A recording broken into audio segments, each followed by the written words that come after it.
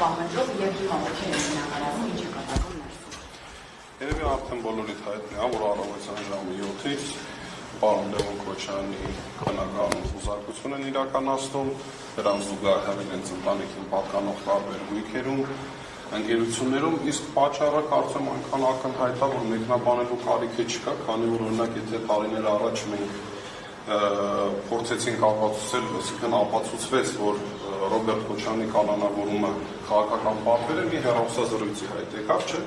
վարչապետի եւ ԱԱԾ ղեկավարի այդտեղ ապացուցվեց, որ դա քաղաքական պատվեր է, բայց հիմա իրավիճակը արդեն այլ է։ Նիկոլ Փաշինյանը երեք հրապարակային ազգային ժողովի ամբիոնից հայտարարեց, որ այս մարդիկ պետք է նստեն, պետք է ունենան։ Այսինքն տարբերությունը դա է։ Երեք ազգային ժողովից Նիկոլ Փաշինյանը մի այնքան հակաիրավական եւ աբսուրդ հայտարարություններ էր անում, ասելով, թե հանրությունը պահանջում է, որ այս մարդիկ կալանավորվեն, ունեզրկվեն, եւ ես չեմ կարող հանրությանը բացատրել, որ դատարանները պետք է գործեն օրենքով սահմանված կարգով։ Ես նույնիսկ չեմ կարող բացատրել, թե ինչ է իշխանությունների տարանջատման սկզբունքը, եւ այ դրանով երեկվա ելույթով փորձեց արդարացնել իր այսօրվա գործողությունները, թե ինչ է ինքը միջամտում դատական եւ ուժային կառույցների աշխատանքների։ Նաեւ երեք նա ուղիղ հենց այս բնակարանի հետ կապված հայտարարություն արեց, ասելով Լևոն Քոչարյանին, որ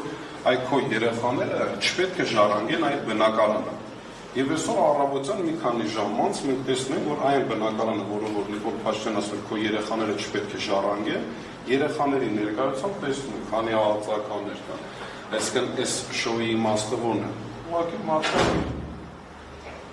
խոսքը պահում է։ Այսինքն այն ժամանակ, եթե նա թաքցնում է, նույն եթե իր ծրագրին ուշադրություն դարձնեք, եթե նախորդ ծրագրում խոսում էր ինչ-որ բաներ, որոնք որ դուր կգան, բայց նա չիրականացրեց Շուշի, դեուկապացիա եւ այլն, այս ծրագրում արդեն ուղիղ ասում է, որ պետք է երրորդ հանրապետությունը լուծարենք,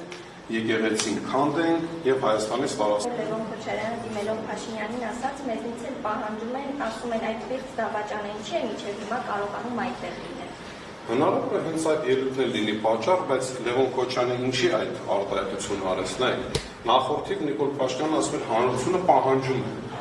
Լևոն Քոչարյանը դրան պատասխան ասեց, որ հանրությունը նաև այլ բան է պահանջում։ Եվ իսկապես իր ասացի մեջ արդարություն կա, եթե այսօր վերստի օրինակ ես չեմ տեսա հանրությունը պահանջի, որ Լևոն Քոչարյանի երեխաները չժառանգեն այս բնակարանը, բայց եթե վերստենք իսկապես հանրության այդպիսի պահանջ կա, ուրեմն Նիկոլ Փաշինյանը պետք է պատրաստ լինի, որ վաղը չեմիսօր, երբ որ իշխանության չլինի, իր հետ էլ վարվելու են այնպես, ինչպես որ հանրությունը պահանջում է։ Բայց ես հավատացնում եմ, որ հանրությունը շատ ավելի խիստ եւ դաժան պահանջներ ունենալու իր նկատմամբ, քան ուղղակի ինչ-որ գույքային հարցեր։ Բայց ես հայտնի է այս վարույթը կոնկրետ որ վարույթի մասը։ Չէ, կոնկրետ այս բնական խոզարկության մասով իրանց համար ինչ տարբերություն ինչ վարույթը։ Հնարավոր է օրինակ փաստաբանները դուրս գան, ասեն ժողովուրդ քրեական գործեր չկա։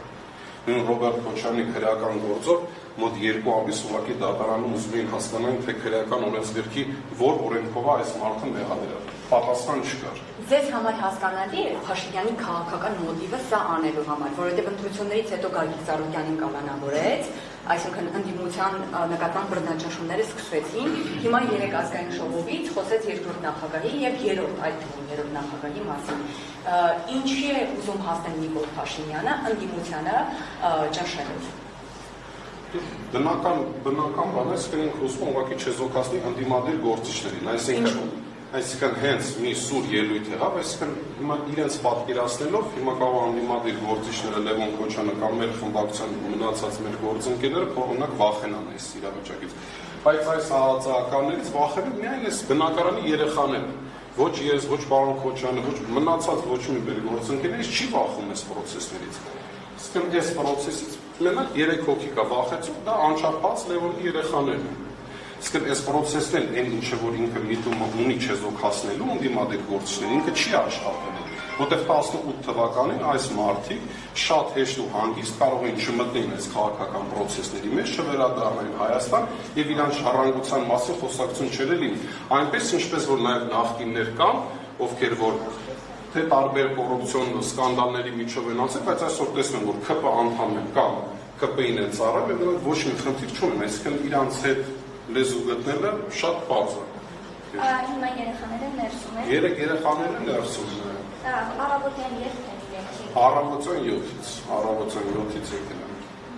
Շնորհակալություն։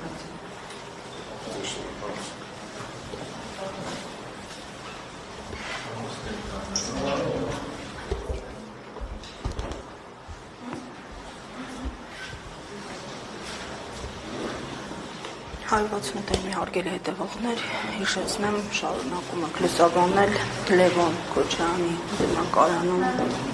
կատարվող հուզարկության կադրերը։ Մենք կսրուցենք այս պահին Սևակ Խաչատրյանի